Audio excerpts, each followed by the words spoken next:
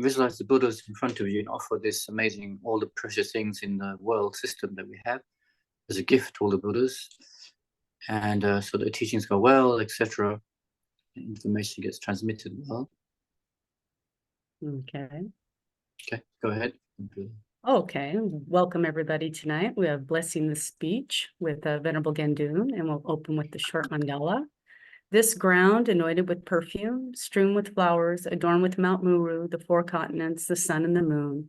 I imagine this as a Buddha field, Buddha land, and offer it. May all transitory beings enjoy this pure land. Perfect, pure, holy gurus, from the billowing clouds of wisdom and compassion in the sky of the Dharmakaya, please let fall a rain of profound and extensive Dharma upon the receptacle of those to be subdued exactly as they need. Idam Guru Ratna Mandala. Mandala.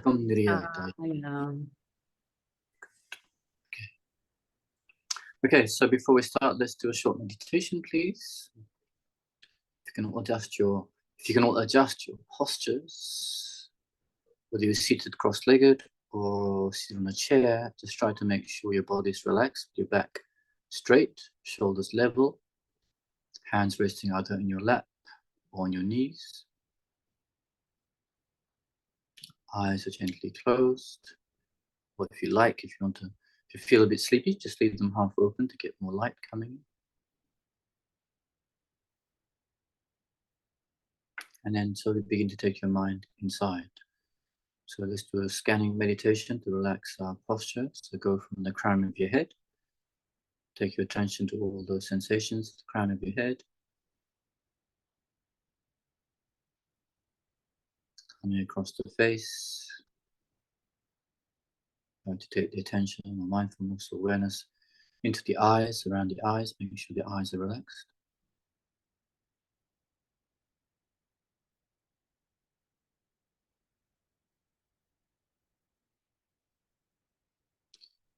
Down across the face, the jaws, lips, mouth.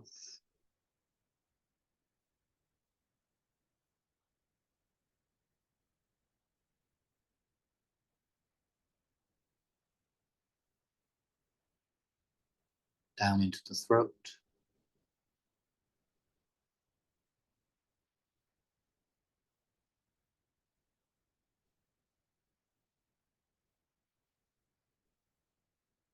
Feel the breath passing through the throat as you're breathing in and out.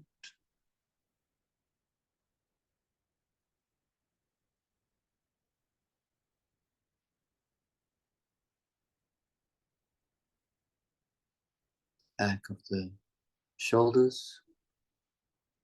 Go down the back, spine.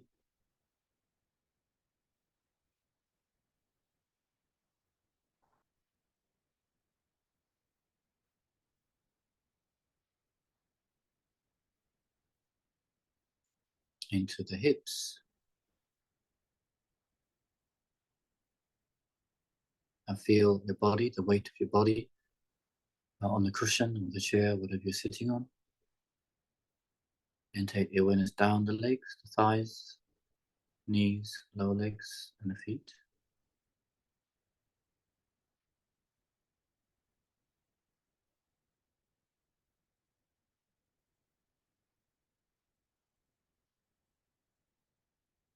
And again, spend some time in the area of the feet, the soles of the feet. Try to really get in touch. Feel the different sensations in the soles of the feet, even the toes, heels.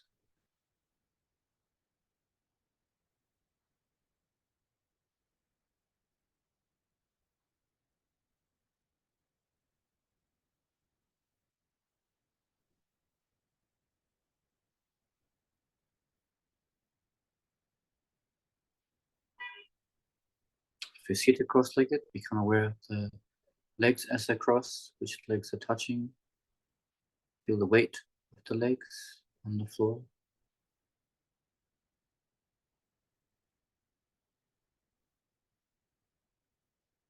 And then come back from the feet, up the legs, thighs, the front of the body, the abdomen, the chest.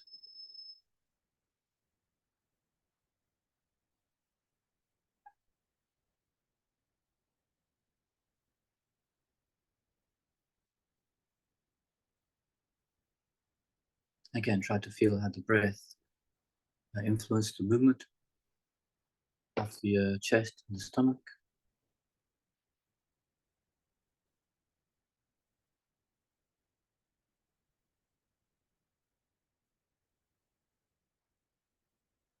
Gently relax any kind of tension you find in the chest or the abdomen.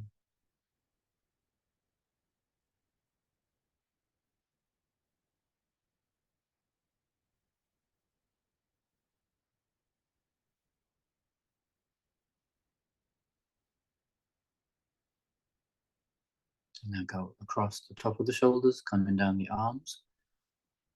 And again, relax. Let the arms just hang by the side of your torso. Go down the lower arms into the hands. And again, do as we did with the feet. Try to let your awareness rest in the palms of your hand. Try to relax.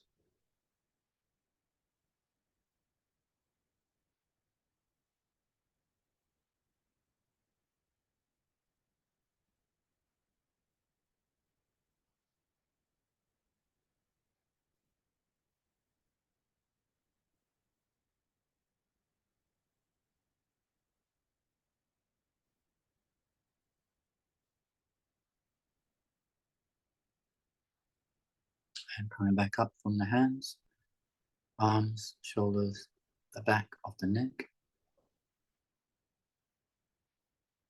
back of the head. Come back to the top of the head. And again, with that, you slowly straighten up your spine.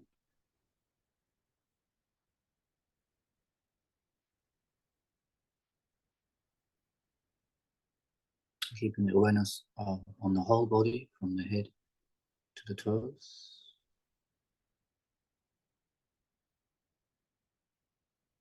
And then slowly bringing your attention or your mind to the breathing, the natural inhalation, exhalation process.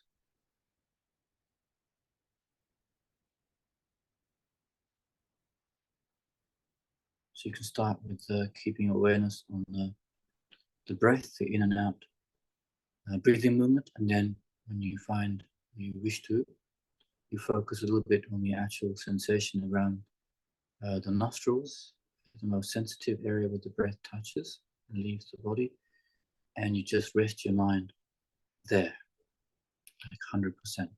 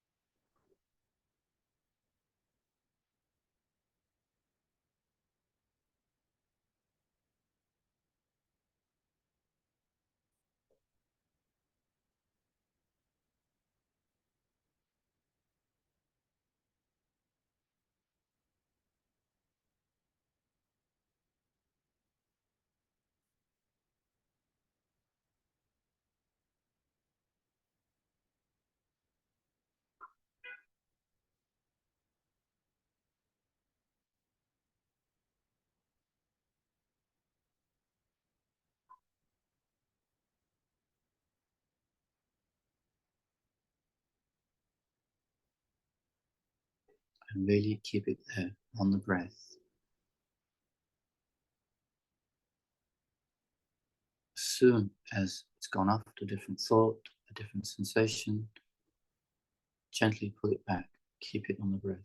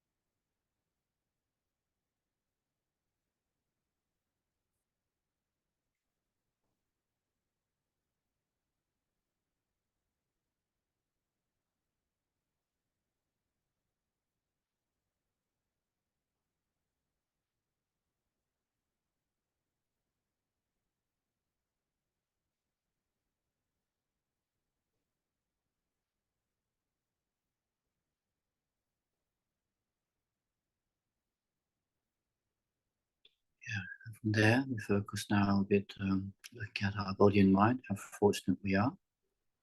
We have this interest in spirituality. So we now, having met the Buddhist path, we have this interest in the Buddhist path and Buddhist goals. Think how precious, how wonderful that is. Again, we compare with how many human beings there are, 8 billion humans in this world, how few have that chance to meet Buddhism, to have their interest in Buddhism, the Buddhist path, to meet Buddhist teachers. And not even that, to actually be able to practice, have all the conditions, outside, inside. How lucky we are.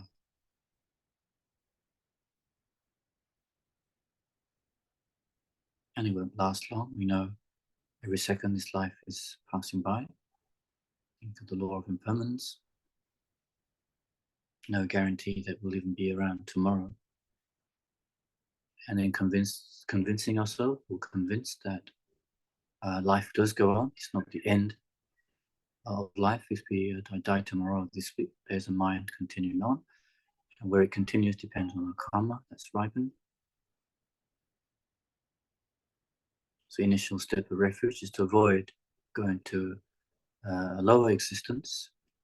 It's a negative karma. So then we try as much as we can to purify, avoid the 10 non-virtuous actions.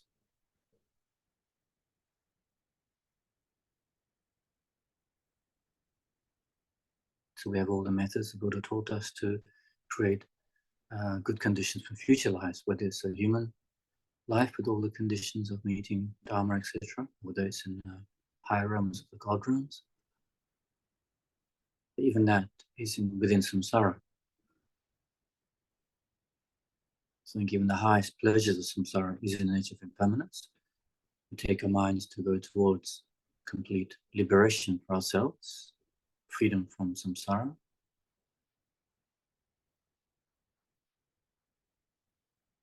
Give all the methods for that. To cut that ignorance, grasping at the self, grasping at phenomena around us, being really truly there. So we know wisdom cuts through that. We need to develop wisdom.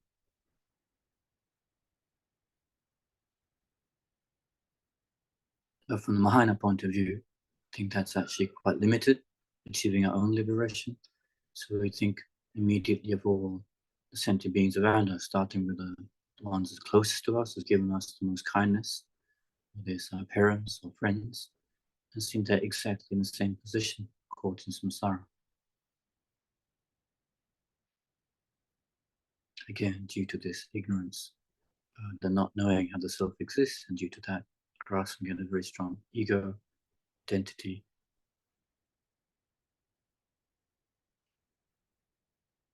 How wonderful if they were also free from that kind of mind. Expanding that concern for every living being, seeing how in past lives, every living being has been so kind in one way or another.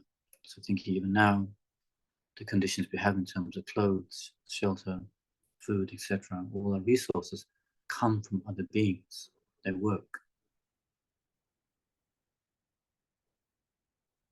It's been like that since beginningless time. Whatever comfort, happiness we have comes due to others' work, others' presence.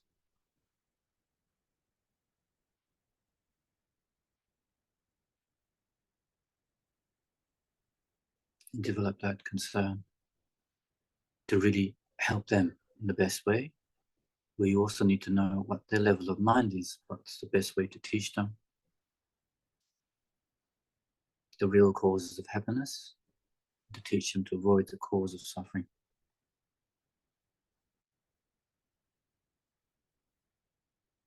To know their minds in the best way, we need to have ourselves a perfectly pure, stainless mind, which we call the awakened mind of enlightenment.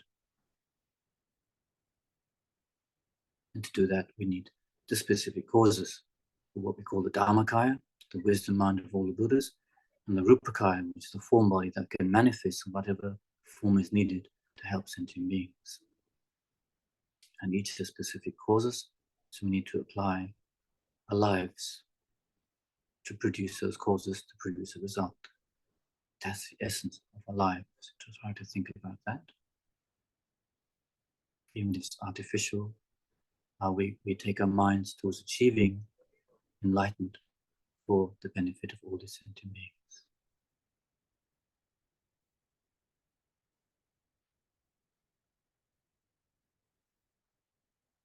Then take your mind towards a Mahana refuge. I take refuge until I attain that state, enlightenment, to the Buddha, the Dharma, and the Sangha. From the two collections of merit and wisdom, may I become a Buddha to benefit all sentient beings. To let those words resonate within your mind.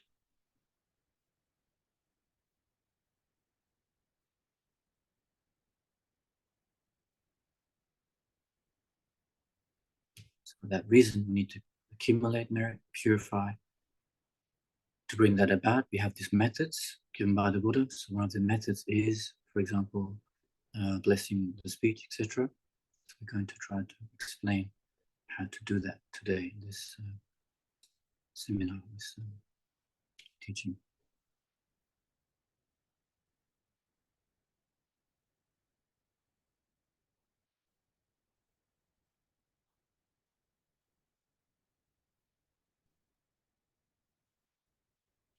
Okay, so from there, let's start. So, yeah, so I don't have everybody on view. I hope there's some people listening. So yeah, so go back to the basics. What's this about? The Mahana refuge is try to achieve that fully awakened mind. The Rinpoche, Lama Zopa used to call it the fully realized and purified mind. Right? And he was giving his whole life. He was trying to give us methods to do exactly that. From the Vajrasattva meditations, vast, incredible amount of effort he used to do into accumulating merit, from even offering a flower to a Buddha image, or water or anything.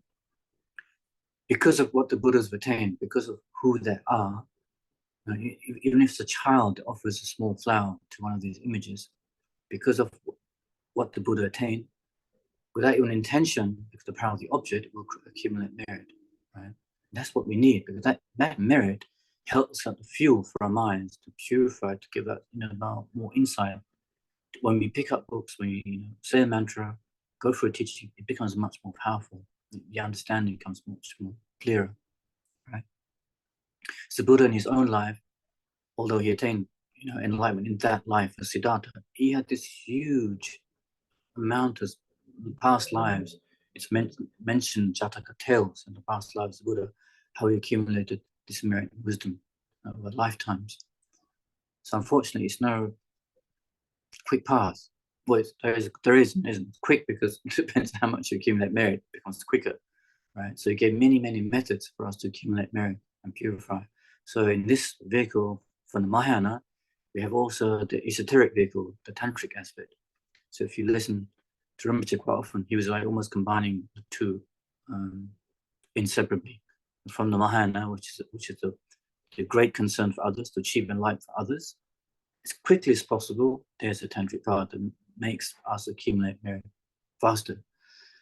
So with that in mind, we did, like the other week, we did about mantras. Mantras can have power and blessings, etc. Especially when we're doing it with the understanding, with ourselves generated as the deity, etc. It becomes a very powerful way of accumulating merit and wisdom. That's just another way. So even those mantras that we explained last time, it's also about how to become even more powerful by blessing our speech. Before, so Rinpoche gave this technique. I think it's from I'm not sure which text, which tradition, maybe the Nyingma tradition, I'm not sure, but he gave this kind of a ritual we do every morning. So it's based on emptiness again. Actually, I guess it's kind of based on tantric text, because it says arise as the deity. From emptiness, you rise as your personal deity. Some of you don't have a personal mantra or deity practice, so it's okay. He said the other way is to visualize yourself as the Buddha. That's the only form we can visualize without having an initiation. So if people are comfortable doing that, in the morning, it looks, it's still a bit strange, because so you can even do this. You should do this first thing, even before perhaps getting out of bed, even before speaking to anybody. Do this as Right? And it's a bit difficult. You like sit lying down in bed and say, okay, I've got to visualize myself as a Buddha. Right? Some people can do it. Maybe difficult, right? So, but anyway, some people do it after they've washed and sat down, and then maybe it's better, easier for them to go into emptiness. The emptiness. So already you need to have a little bit of understanding what emptiness is. That's some of the highest teachings of Buddhist practice. But without that, this ritual is a little bit weakened or lessened, because it comes out of emptiness, right? So out of emptiness, you rise to deity, oh Shakyamuni Buddha, right? Then on your tongue as the Buddha or as a deity, tongues are described a little bit like this. Tongue is that way. An R appears. Brilliant. So again, you need to have refuge, bodhicitta. Well, it's not like something. Oh, I need to have a really powerful mantra because a powerful speech, because then everybody will do what I say. You can have that trip as well, but it's really because you want your speech to be powerful. Why? Because you want to accumulate merit as quickly as possible. Why? Because you want to become enlightened. Why? Then it helps all the sentient beings who are suffering. You understand suffering. You understand your own suffering. You understand other suffering. It's like you cannot bear it. So you need to accumulate merit to get to a state where you can help beings in a perfect way, understanding their minds, understanding where they are in their level of path, and being able to give them speech. That when you say something, they listen and they do it. It's a bit like someone like His Holiness the Rinpoche. When they say something, well, maybe I have to speak for myself. When they say something, I can't do it. Whereas somebody else is the same thing, I say, well, yeah, maybe. So it's like they have this power of speech that, for me, I get kind of drawn to it, like a moth to a flame, and I get attracted to it. This is the power of speech they have. I think. So we can have that same, but not to subdue people. Like maybe Hitler had very powerful speech because people were mesmerized with him, but did crazy stuff, right? So this power of speech is to give advice to people, especially dharmic advice, that when they follow it, it brings them happiness. You tell them about karma, you tell them about the real cause of happiness, and they listen and they put it into practice, right? That's why I need this. So also, whatever mantras you do, like the mantras we did last time, it's like 10 million times more powerful because of blessing of speech, right? So with that, intention, you go into deity, emptiness, come into deity, or Buddha, on your tongue, an R appears, white R, right? That dissolves and becomes a moon disk. And Rinpoche describes it as like a magnifying glass, like a crystal magnifying glass, like a crystal sphere of light. On that is a white Om standing upright. So it's like this, the Om is standing upright and is facing outside. So when you're looking at yourself, you can see the Om that way, right? Om is there in front of you. Right? So that's the Om standing. Around that are the syllables, right? So I think first one, white going clockwise. Second one, red going anti-clockwise. And the third ring, blue going clockwise. Right? Heart of dependent rising mantra like that. Yeah. I drew a few squiggles. I'm not sure it's going to help. It'll confuse people, but it's a little bit to show you how. Because actually, I'm quite surprised that nobody has done any kind of diagrams of it. Maybe have. I haven't seen it. Like maybe with all this digital technology, they should be able to do some 3D image of this. The Om appear or R dissolves into moon disk. On that appears Om. Around that is white syllables going clockwise, and consonants going anti-clockwise in red, and then a heart, a dependent arising going blue like this. Yeah. And so again, because maybe when you read the Tibetan syllables, it's kind of difficult because some people don't know Tibetan, so it's hard to visualize. So you can visualize in the English script, okay? But at least the Om, maybe we know what Om looks like. That can be in the middle. That's why, like shining bright. Also the moon disk shining bright, and all the letters, really full of light, right? So try and, in the beginning it may be difficult to visualize all this. So you just take time, if you're lying in bed, take time. Right? Okay, so there's my tongue. I feel my tongue. On that is the R that dissolves, and the moon disk appears. The crystal glass kind of on that is the Om, and on that is so you keep your mind. So mindfulness comes into this, really put your mindfulness on it. After a while, because of habit, it will become easier, but start slowly in the beginning, right? And then, yes, Rinpoche says, then these light rays goes out from all of these. So again, wait, I have to go back. Rinpoche describes in these circles of mantras, each one begins with Om, like Om, E, U, Ri, Ri, Li, Li. So each Om is in front of the Om that you in the central disc, right? I haven't got this game. So there's, and the Om is standing up, right? So there's each beginning of each of the rings is Om, Om, Om, right?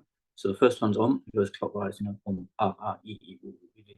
Second one, Om, Ka, Ga, Ga, Ga, Cha, Cha, Cha, then Om, Ye, Dam, Hetu, Prabhava. Each Om, so to start clockwise, anti-clockwise. Okay. So try and keep that slowly. Visualize as best as you can.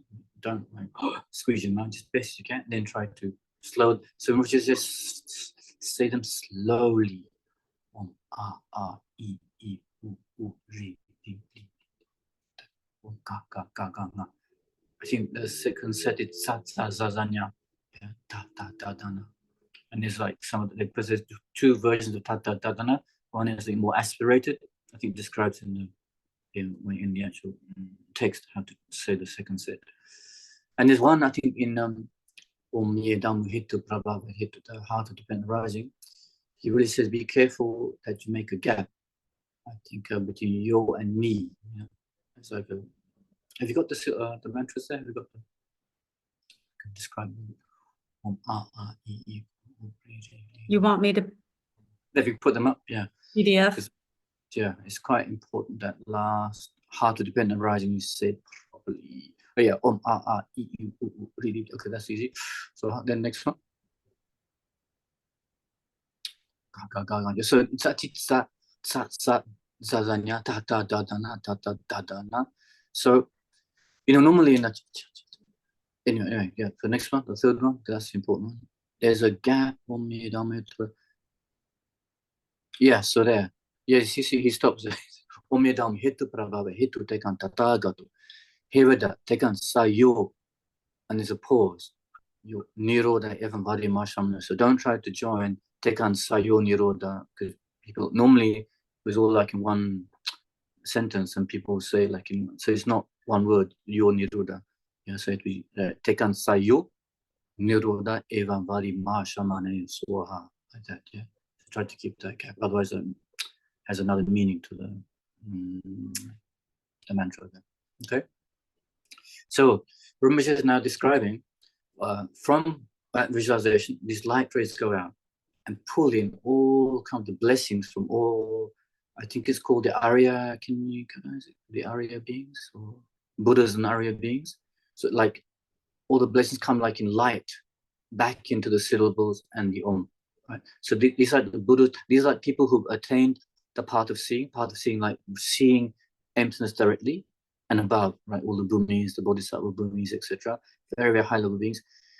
From them, all that kind of from their speech, from the power of their speech, is drawn into these syllables, right? And kind of gets like, so imagine all the Buddhas and Bodhisattvas on those levels in front, like the sky behind me, yeah, full, and then draws in the power of their speech into the consonants and syllables, etc. So it also describes, it's called the 8 auspicious symbols and the 8 substances and the seven emblems of royalty. So I don't really know much about them, so I have to do some research, because I do it, this practice every day. I don't really think about what those things are, because some of the 8 auspicious symbols because you've seen them drawn on the floors. Some of you have been to Koban, or maybe even in Europe, and High Lamas come. They put it on the floors or like on banners and stuff, So maybe I thought to maybe describe them a little bit, because we have a little bit of time so you can just imagine what they might look like. Okay, so the classic ones, the umbrella, or you can say it's like a parasol, actually protects from the sun.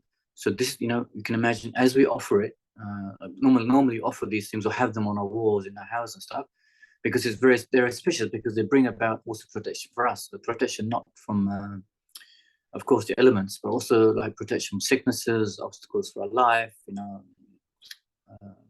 spirit harm, stuff like that, protects from that. So that's why we have them around. Like you see them all over, even katas have them, the white katas that you offer to lamas, they have these special symbols. So umbrellas for that. So you can visualize the sky filled with these kind of, I haven't got any images of them, of course, but maybe some of you have seen them, or you can find them on the website, what they actually look like, this kind of very ornate parasols. So they absorb back into the consonants and syllables. Again, brings power, brings auspiciousness. It's like, may I be protected also from sicknesses, obstacles, etc., as they absorb into the syllables. Then there's a yellow fish. I think maybe I don't know, the carp, I guess. So again, like fish are swimming freely in water, we also aspire to be free from the oceans of samsara, to be in the peace of liberation, to abide freely in liberation, in enlightenment and liberation. So the yellow fish, normally see them like a pair together. There's a treasure vase, again, because we ourselves want to have temporary pleasure in terms of having resources, wealth and finances.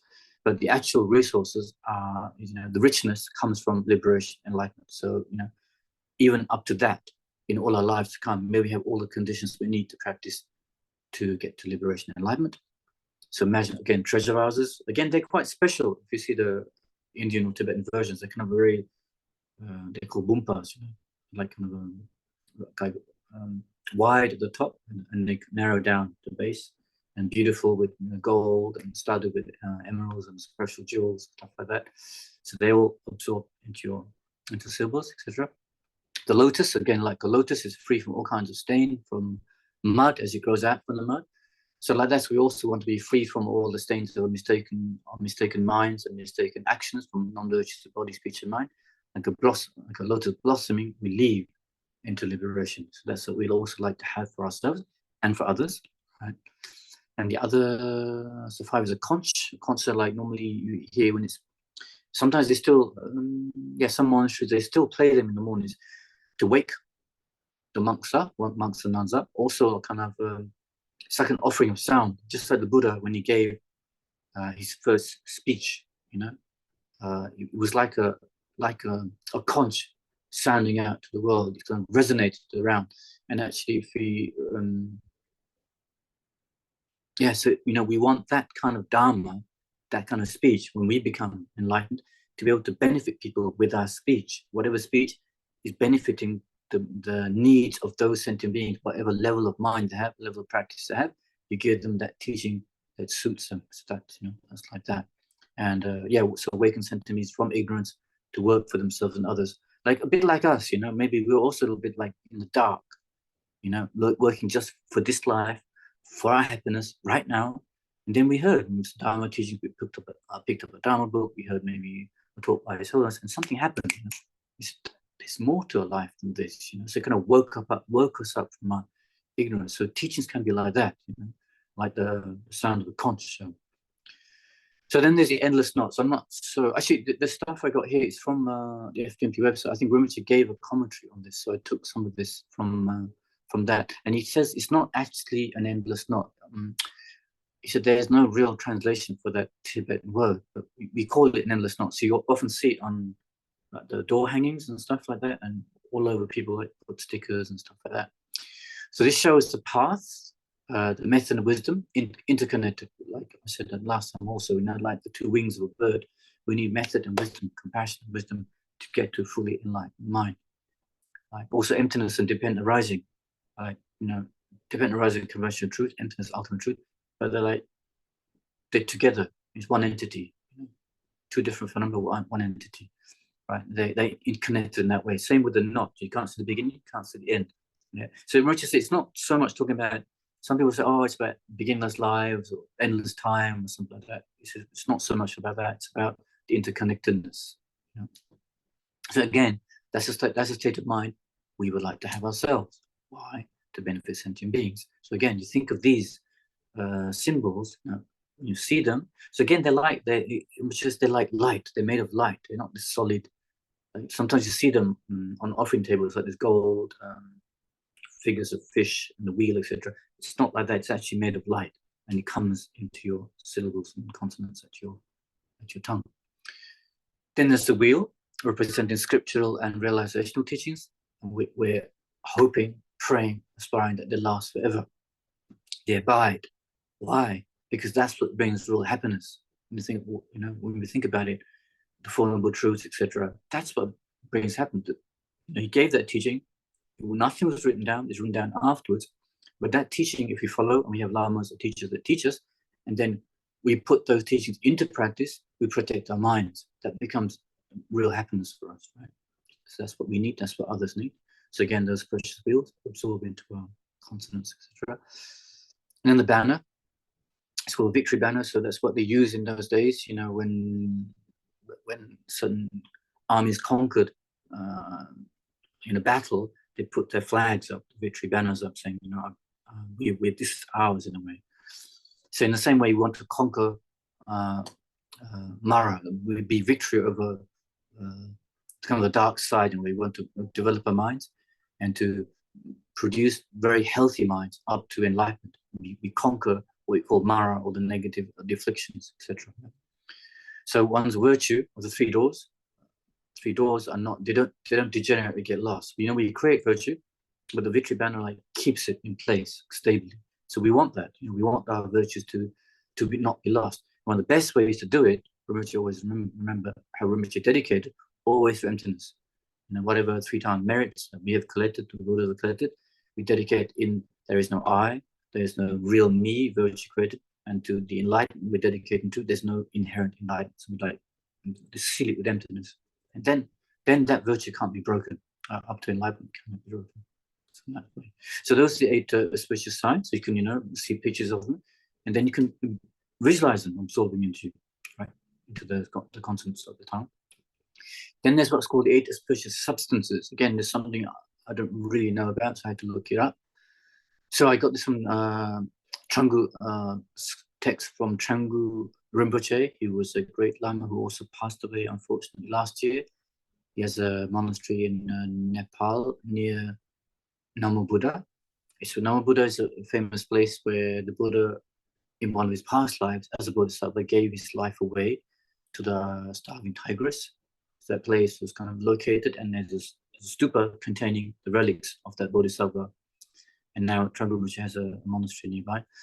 So he wrote a little bit of what the substances are. So this is actually about what was offered to the Buddha. It's kind of nice because you remember the Buddha's life a little bit. It's kind of, it's inspiring to know about Buddha's life. Otherwise it's a little bit dry. We talk about the Dharma a lot. We don't actually know about his life so much.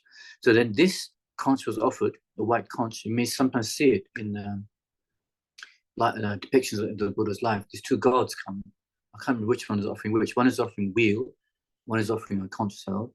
So it's, again, because at one time after enlightenment, Buddha was uneasy about teaching what he had realized. So he sat for 49 days under the Bodhi tree. I guess he didn't sit, he walked a little bit as well, but he sat around the tree thinking, I'm not sure people are going to get what I've just realized, because it's such a profound teaching, especially because he understands the view of non-self. And which at that time people were holding the view there is Atman, there is a kind of identity self. So he said, well, maybe it's difficult to teach this. So then 2 gods appeared, Indra and Brahma, and one offering wheel, one offering a conch shell. And again, because, like we said before, the sound of the conch is to produce the sound of melodious sound of Dharma.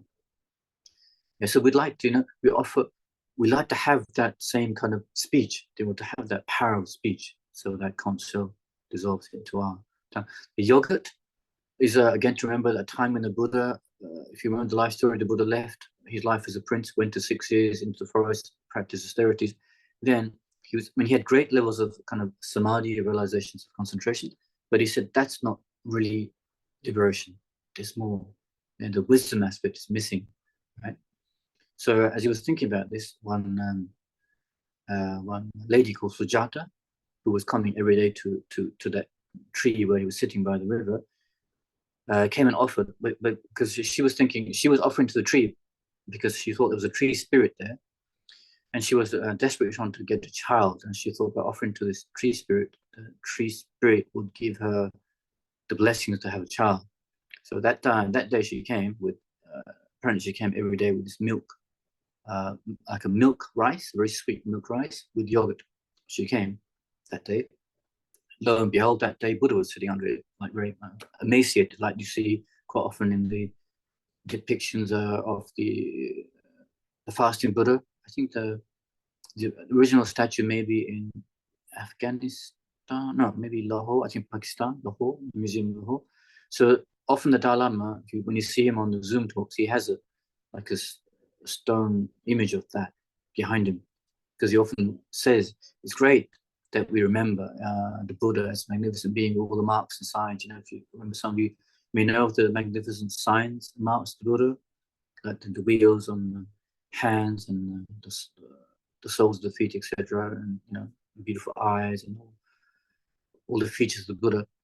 But also remember, he went through a lot of hardship to get to that enlightened state during the 6 years of practice. Yes, he was kind of showing us that's the wrong path and being too austere, but he spent a lot of time trying to develop concentration, etc. So to remember that, we should have a statue like that, and he puts it behind him. So again, so Sujata came, offered him this milk rice and yogurt. So to remember how the Buddha said, yes, there's to avoid the two extremes of indulgence in the sense pleasures and the austerity of being kind of too pushing it away from you. Again, remember that story of as he was sitting there, he heard on the river in front of him, there was a boat going by with a sitar, the sitar players, the students with the master. And the master said to the students, you know, you mustn't have the strings too tight or too loose. Too tight, the string will break. Too loose, you don't get the right sound. So when the Buddha heard that, maybe that's where I'm going wrong, right? So then when Sujata came and offered him food, he said, okay, maybe I start, you know, breaking the fast. Then actually he got this kind of revival. He revived his energy. Then actually he was given a long life grass, third one, by a boy walking by, and he said the boy just cultivated this long life grass, kind of very soft grass, and gave it to the Buddha as a cushion for his mat for meditation. So Buddha took that, and then he went off to sit under the Bodhi tree in Bodhgaya, and that's where he attained enlightenment. Yeah. So one of the substances comes later on is a mirror. That was actually offered after the Buddha had taken this milk rice and yogurt. His kind of body's refreshed, and all the signs started kind of the natural signs he had, even as from birth, he had these kind of natural signs, started to come back and survive. So a goddess appeared and gave him a mirror to show him that now, you know, the signs and marks are coming back slowly. I guess that encouraged him. I'm not sure what the signs of that, but so yeah, that's another substance, a mirror. So you see a mirror being offered. So some of these substances are actually offered in some of the initiations. If some of you go for initiations of the tantric deities, you see them being offered. So then there's a bill of vermilion powder. Yeah, so this is another one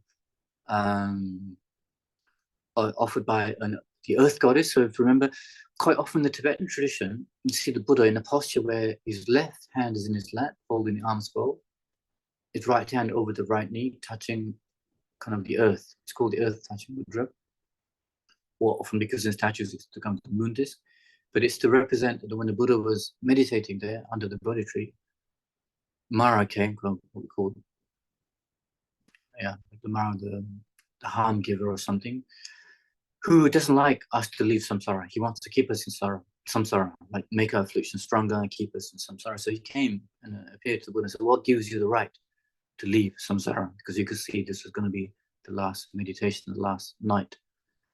And the Buddha said, well, I have my witnesses. You know, I've practiced many, many lifetimes of accumulating merit and wisdom. And Mara said, well, okay, give me a proof. So then, because he touched the earth, apparently this earth goddess came up. So this deity from spirit form came up and said, yes, I have witnessed these lives where he's accumulated his merit and wisdom. And the earth goddess apparently gave him a vermilion powder. I'm not sure why vermilion powder. Maybe it's a very precious substance in India at that time. Offered this vermilion powder. Right? The fifth one, and after that, bilva fruit. Yeah, so this is a fruit given to him by a goddess, or god, or a tree spirit, that when he was a child, in Buddha's early, if you read the life story as a child, one time he was attending, I think, a marriage ceremony, and he kind of got bored of the whole thing. He went off into a field, and then he sat under a tree. And as he looked, I think he saw a farmer plowing, and as he's plowing, the worms are getting, cut, or the worms are coming out because the earth is being turned. And the bird comes, a small bird comes, eats the worm. The bigger bird comes and eats the smaller bird, and like that, and somebody maybe kills the bigger bird. And he said, "Oh my God, samsara is just so full of suffering." And it's like the first time he kind of showed signs of compassion, seeing the suffering.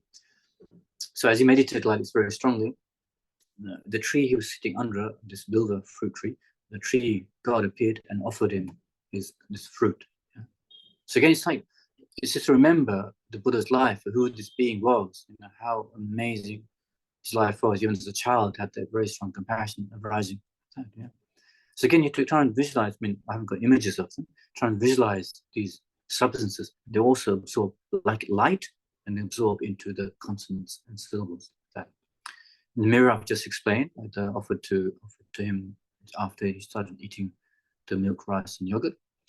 The medicine, again, this medicine, I'm not sure how that story comes, but it comes from the gallbladder of an elephant. I'm not sure how that's extracted somehow, but it's supposed to have such amazing power to cure all kinds of sicknesses.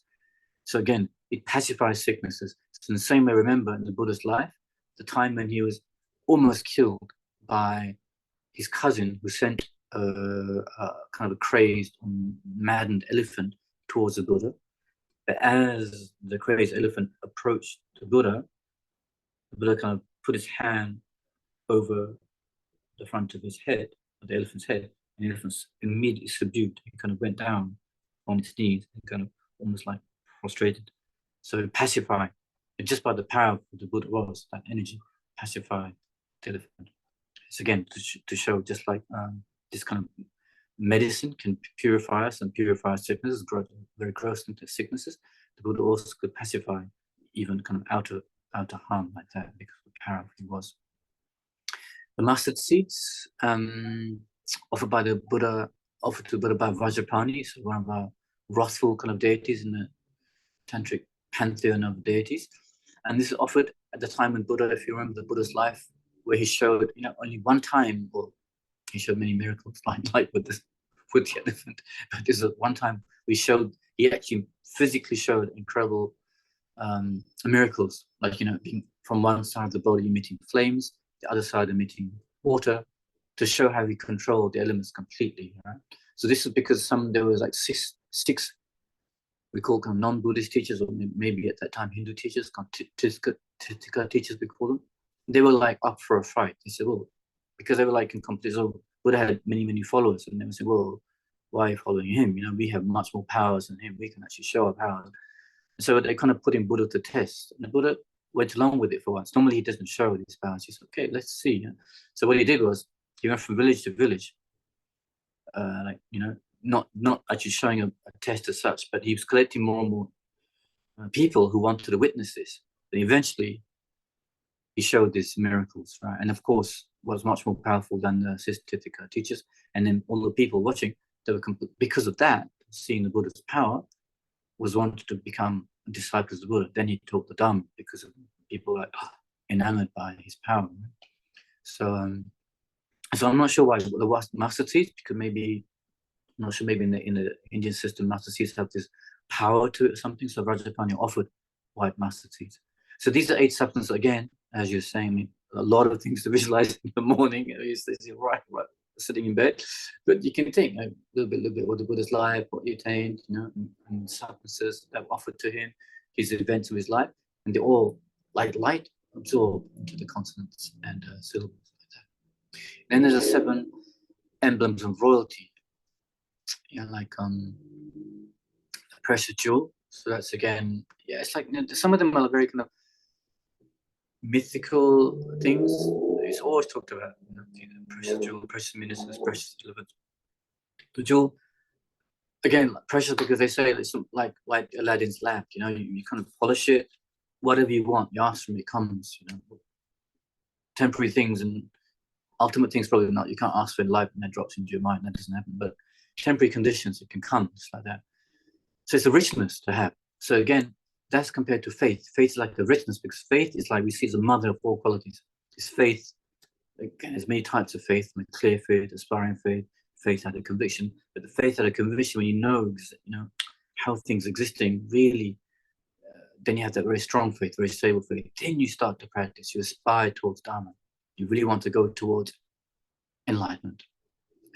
Like clear faith is more like, when you see somebody like His Holiness, you see someone like Khandra, just that aura, that persona, just captivates you.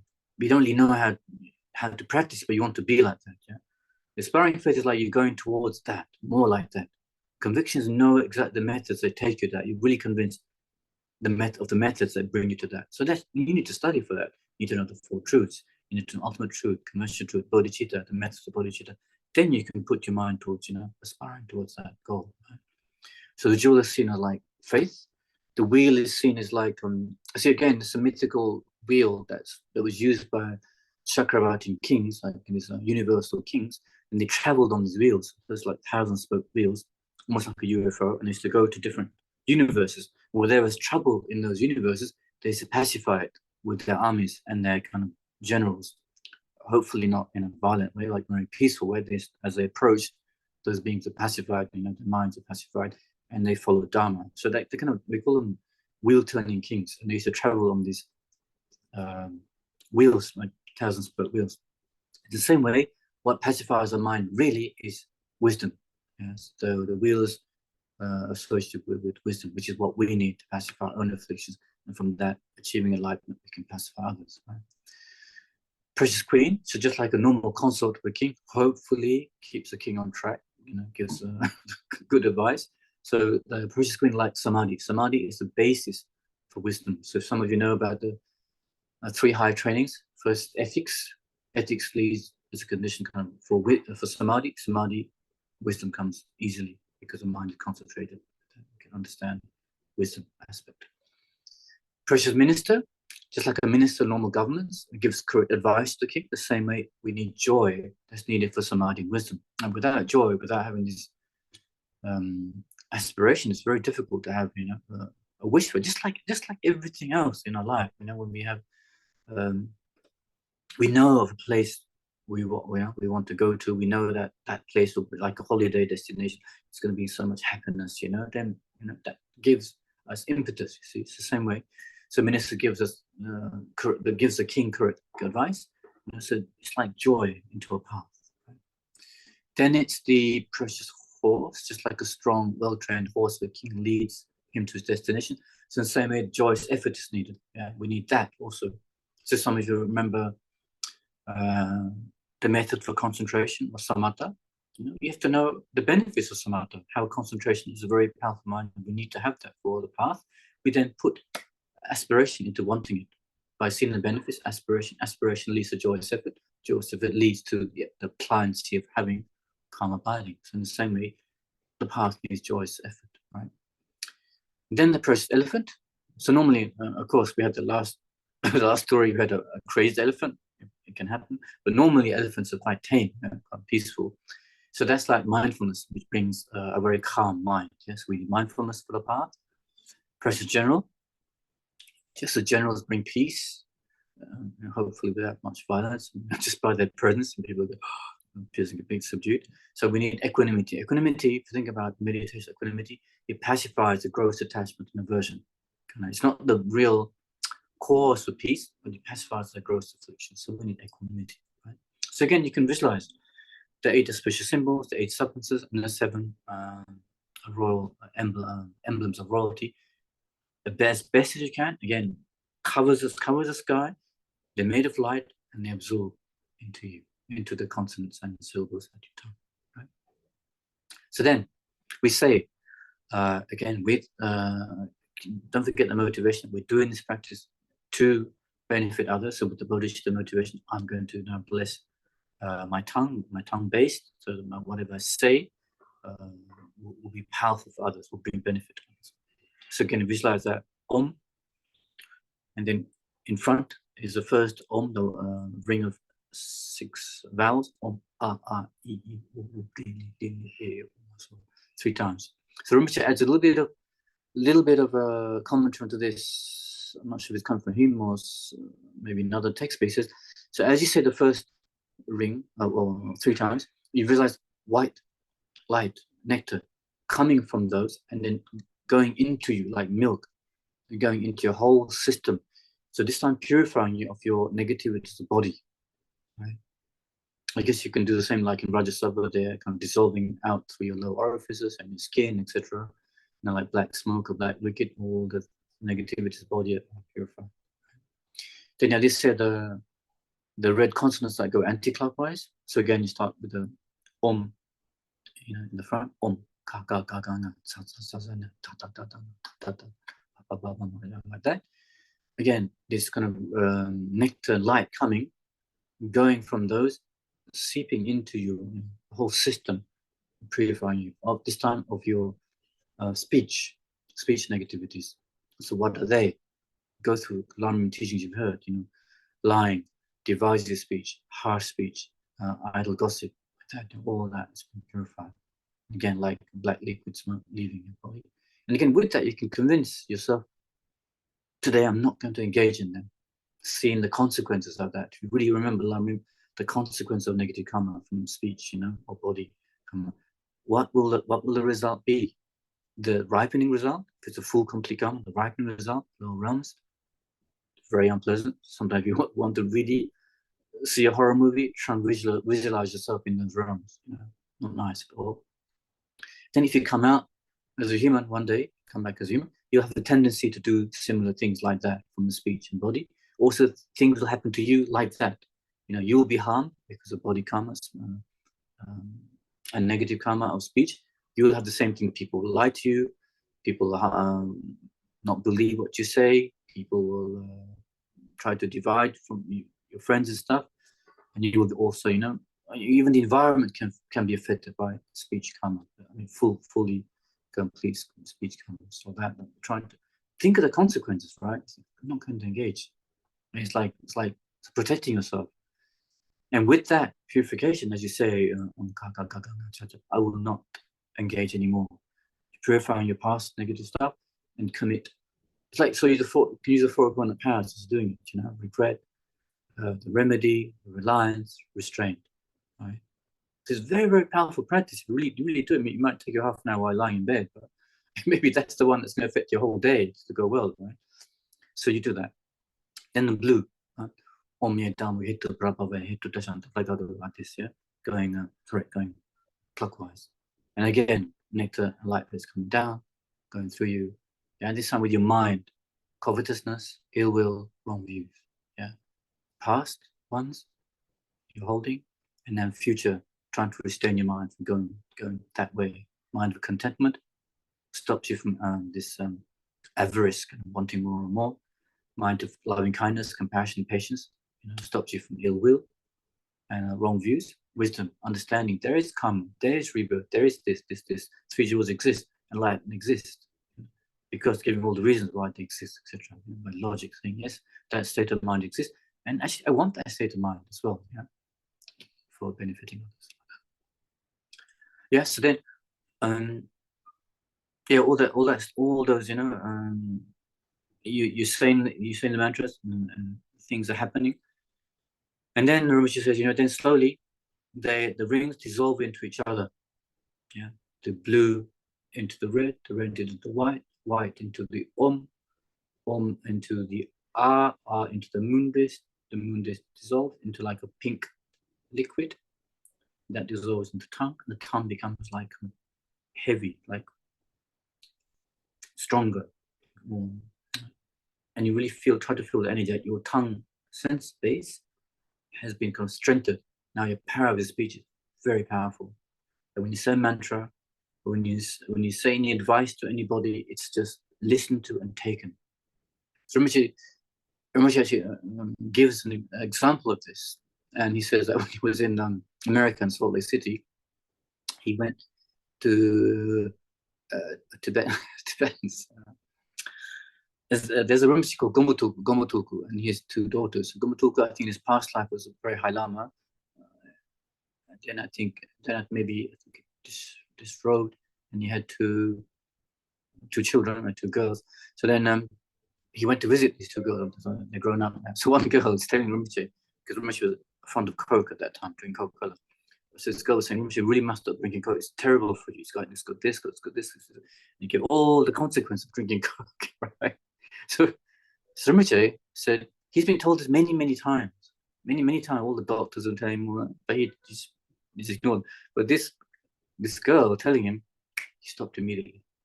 He said, because I think maybe she has power of speech. And when she said it, it worked for him. He said from that day he stopped drinking Coke.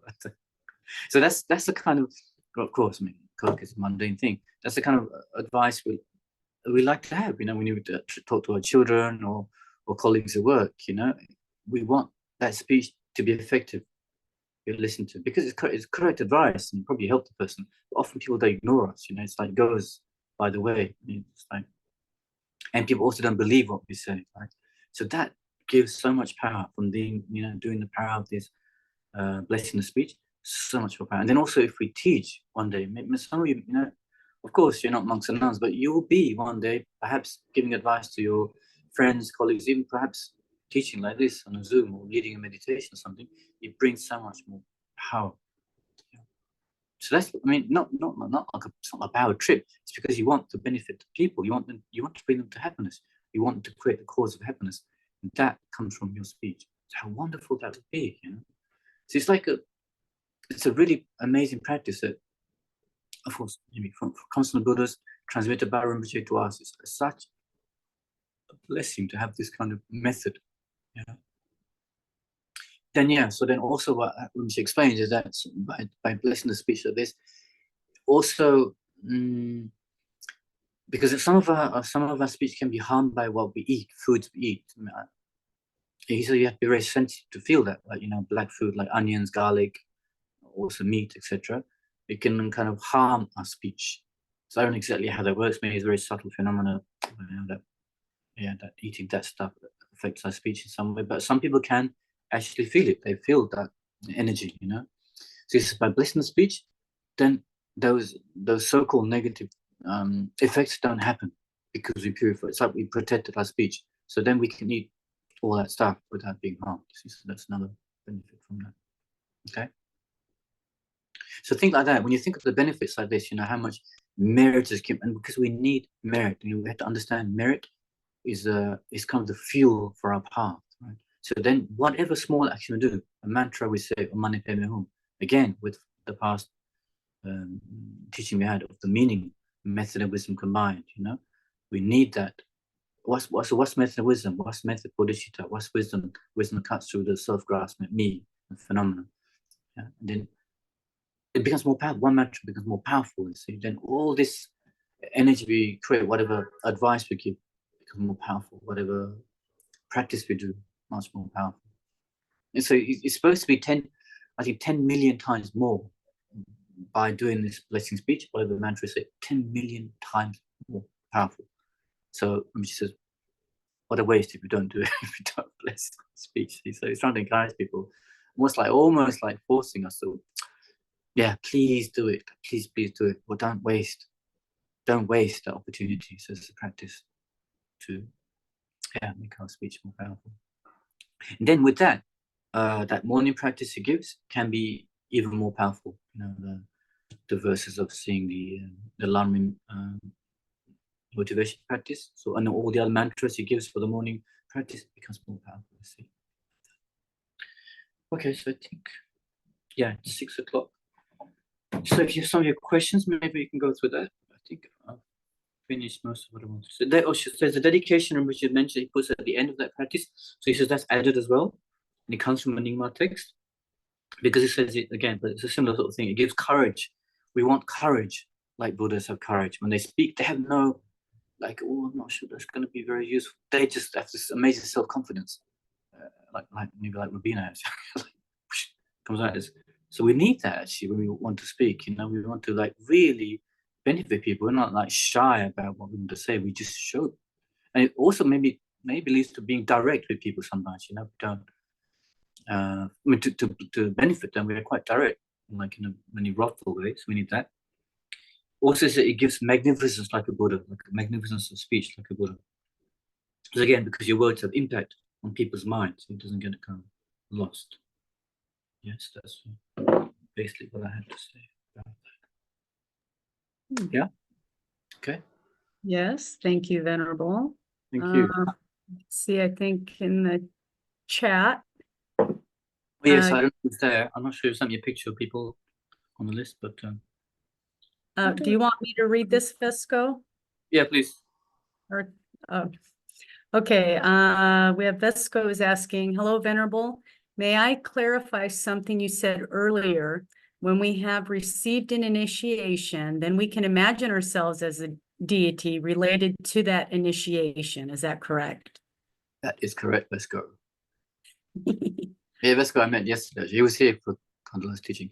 Yeah, so yes, that's right. You visualize yourself as that particular deity. I think so. We had Tara yesterday morning. So yeah, you visualize yourself as Tara, white Tara. Whichever deity you have the initiation with. And then if you don't, there's people who don't remember, you can visualize yourself as the Buddha. That's also very powerful. Just the Buddha himself. That you don't need any initiation for. That's one, but the Lama Zopa apparently said that's one or practice you can do without any visualization. I mean, not without initiation, sorry, initiation. He said, thank you, or wrote, thank you. Any other questions?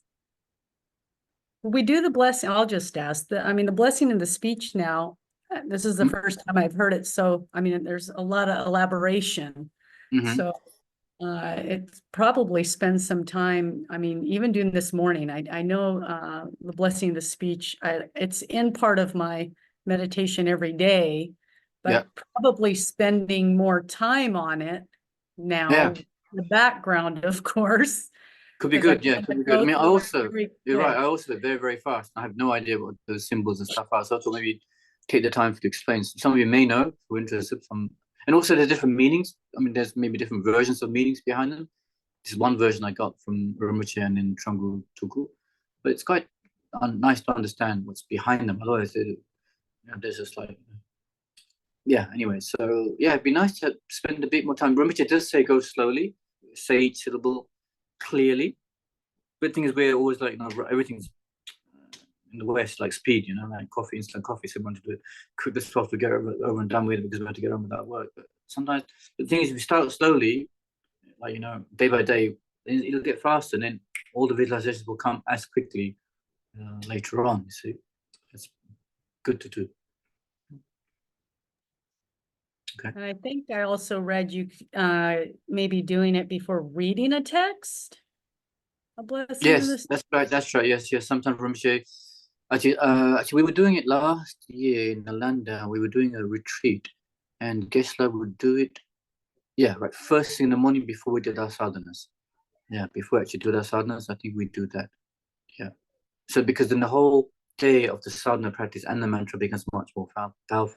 Yeah, so it's like the first thing we should say within retreat, or even like saying like you do a sutra recitation, like Vajrakata Heart Sutra or something. Maybe it's good to do that. It's more than that sutra becomes even more powerful. See? Thank you. Any other thoughts? Are they still there? Yes, you can't see. We have 7 people. And okay. His gallery wasn't working. Dear goodness. So yeah, we're out here. Cool. So it looks like a bit strange practice, but I mean, yeah, like on the tongue, and there's amazing. But that's why if you're full of light, like say you're the deity, it's not like it's my solid body anymore. Like it's all full of light. Actually, it becomes kind of a nicer practice. And even the things you visualize coming in, all these substances and symbols, they're all also light coming in, dissolving into the syllables, and also nectar and stuff coming down and purifying, all light in nature. then it becomes a little bit more like, otherwise everything to go like very concrete and solid. It's not like that. I have a question in the chat from Natalia. She asked, are some of those symbol meanings used in mandala offering too? Yes, they are, exactly, very much. So yes, the emblem, yes, very much. Exactly, in the mandala that we do, the long mandala or short mandala, definitely, yeah. Exactly, the wheel, the precious king, the precious minute, the precious elephant, the precious horse, all in the mandala. Precious minister, precious general. Yeah, the goddesses aren't there because the mandala has the different goddesses. They're not there, but the other symbols are there.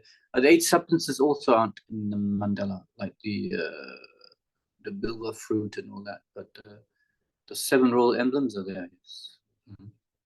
And some of the 8 auspicious symbols, yeah, the bumpa vows, the wealth vows. Good. Yes, so actually, Rinpoche has a very nice description of the offering of the mandala. If some of you want to read into that, very, very nice commentary on it. She wrote, thank you.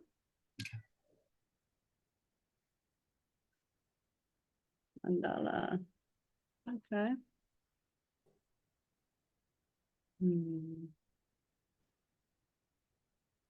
Anything else? We're just about a quarter after. Yeah. Are you going to do the practice next week? Is that the idea? You're going to actually do this time we won't. We did the mantras last week, and next week Ani Losang will be in. Venerable Ani Losang are the 8 Mahana precepts. Okay. So we weren't, yeah. It's okay. We can always consider anything else with mantras later, maybe at the end of the year, if somebody comes up with a question or curiosity of something we can cover. Okay. So if you want, we can do it now. We've got 15 minutes left, right? Yeah. Review. Do you want... we can do the actual practice slowly. This if you put the practice up, we can... Sure. Yes. Try and do it, right? Very briefly. Sorry.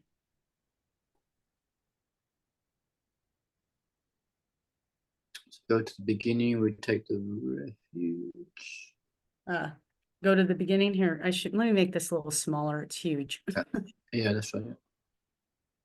Okay, so let's start. Let's start from emptiness, arise as a specific deity. Again, if you don't have a specific deity, visualize yourself as a Buddha. So, you think about emptiness a little bit. Some of you have done emptiness, that there is no real me, self here within the body and mind. There is no like unique I, me here in the body.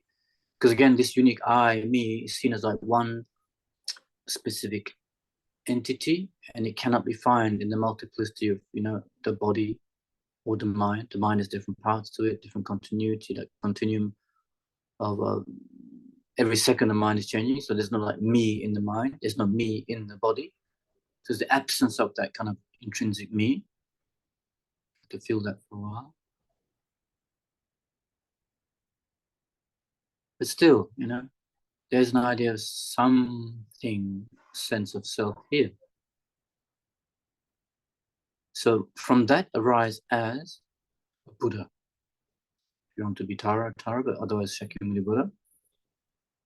So again, try to, it feels a bit strange, but to be yourself as the Buddha, because we're trying to like get to Buddha out there, we visualize the Buddha out there, but now you are the Buddha. So if you want, we put the gesture of the right hand over the right knee, left hand at the lap, holding the arms bowl, your body shining like a very golden color, beautiful kind of complexion.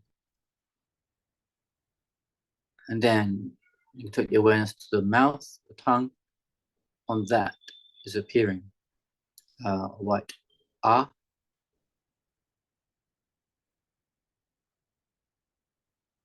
It dissolves into a moon disk like a clear crystal kind of magnifying glass. And again, you can visualize your body as big as you want. It's not like this small, whatever, 5 foot or 6 foot, whatever it is. It can be huge, right? So on that tongue is this magnifying glass crystal disc. On that is a white Om shining brilliantly. In front of that Om is another very bit smaller Om, and then going clockwise from that Om, so turning clockwise, the syllables Om, A, I, U, Ri, Di, Li, E. Then a little bit in front of that, the white Om from the vowels is another Om, red Om, and now going anti-clockwise for the consonants on the crystal moon disc.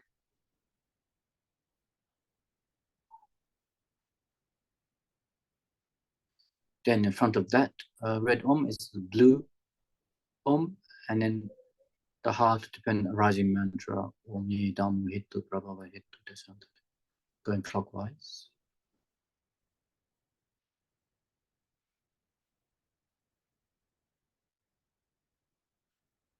So from there, these light rays are emitting out thousands, millions of light rays from the Om, the central Om, and all the syllables, vowels, consonants. All the Buddhas, the holy beings who've gone beyond kind of the world, like who realize emptiness directly, all the power of speech, drawn back in the form of light into the Om syllables. Light rays go out again, and all these special symbols, the 8 special symbols, the 8 substances, all in the form of light, the 7 royal emblems coming back. So they're of course very, very kind of small, dissolving into you, into those syllables, consonants, vowels.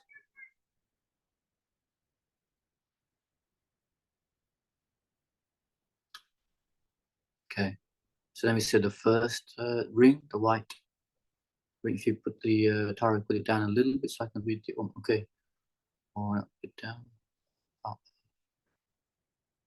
a bit more down for me. Om, I think the first mantra. Yeah, this one. Okay, so Om, I, I, U, Ri, Li, E, O, Swaha. So we do it 3 times. Om, I, U, Ri, Li, E, Swaha. Om, I, U, Ri, Li, E, O, Swaha. So this powerful white nectar and light comes from them, drips down through the crystal moon disc into the tongue, right through our body, throat, chest, through our limbs, all the negativities of the body that we committed, we can remember, purified.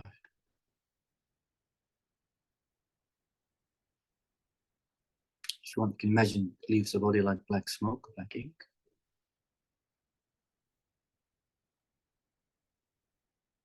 Then the next consonants, anti-clockwise.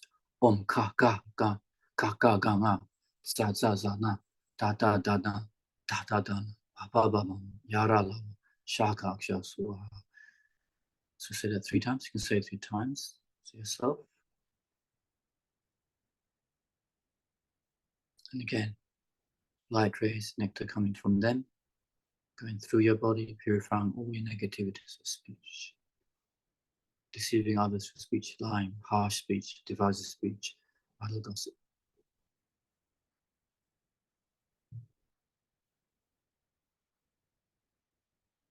So again, we use regret, reliance, remedy, restraint.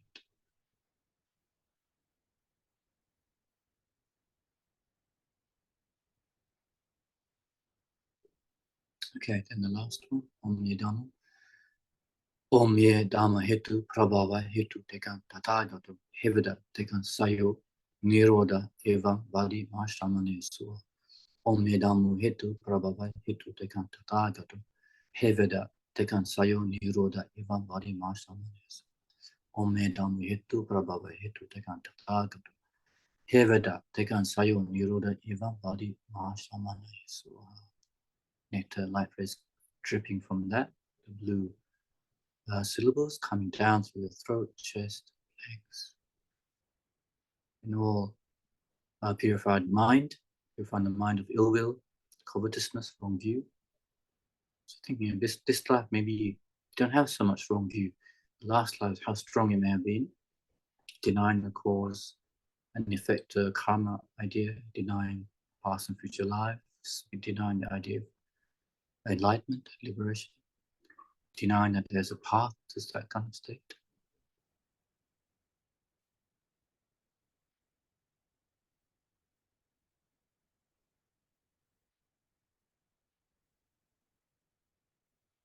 And then slowly that can dissolve back. So each ring now dissolves. The blue ring dissolves into red consonants. The red consonants dissolve into white vowels.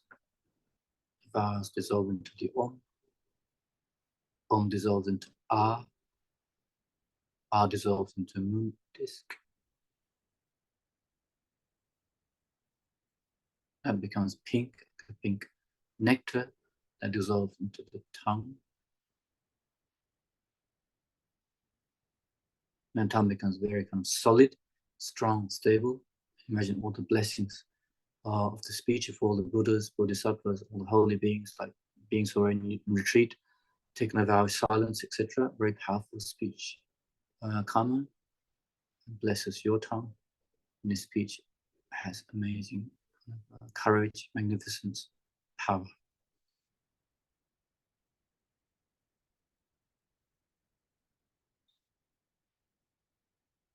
And dedicate. Which is dedication of. Does it have the? It doesn't have, because I think you gave a special dedication. Yeah, do you want me to find Lama Zopa? Yeah, the tongue-based dedication.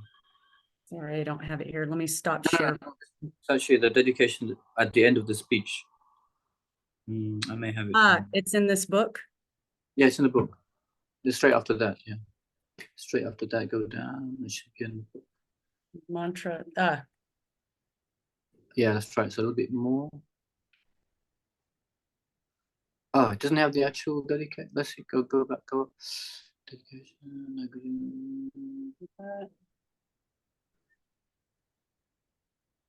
Okay, yeah, I guess. Yeah. But there's a verse in the actual practice. It says, may my tongue base have the courage. I like the Buddhas, so similar to that. And I live like the Buddhas. So you can try to do that.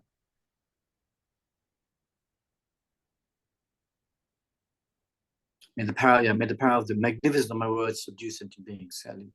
So yeah, when you give teachings or talks, it really help them to cut their delusions, which is what we want when we help people.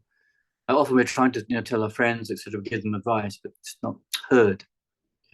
Or even our parents or children, it's not heard. So when we have this power of speech, it really goes into the heart.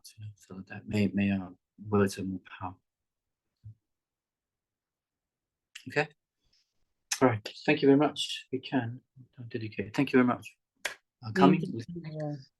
So again, may people like the Dalai Lama, Khandrila, all these holy beings are very long, specialized, be able to teach and benefit beings through their power of speech, and also may Rinpoche's reincarnation be quickly found under supervision, good education, may again be able to, he or she may be able to benefit as many sentient beings as he did in this life, maybe even be able to be of more benefit than this life. I think like that, how wonderful his actions were in this life, how wonderful his enlightened activities be further continued. How wonderful.